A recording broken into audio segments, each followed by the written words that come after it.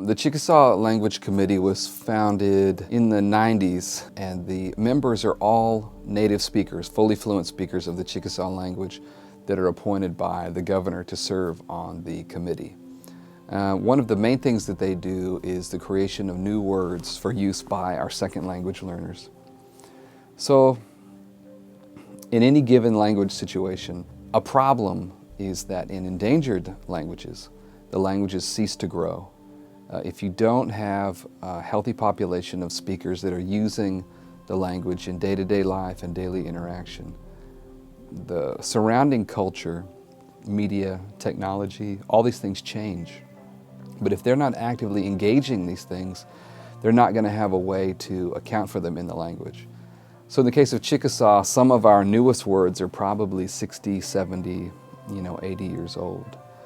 And so what we've asked the Chickasaw Language Committee to do is look at some of these things that are new in the culture, whether it be popular culture or media or whatever the case may be, and say to themselves, how can we make this word in Chickasaw? So for example, one of the first words that they made up was the word for computer, and it's talilopi, which means a metal brain, sort of like the little metal box, with a brain in it that kind of thinks for itself. More recently, they've made up words for pirate, okata hunkupa, which means the ocean thief. iPod, nanola, they just borrowed the word for like a radio or a record player and applied that to the iPod.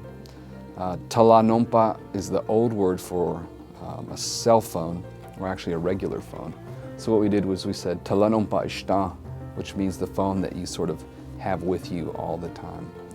So this is something that the Language Committee does every month as they meet and they work on between 4 and 8 words. And what this does is that it gives our young second language learners the opportunity to stay away from English and say something that's relevant to them in their day-to-day life, but say it in Chickasaw.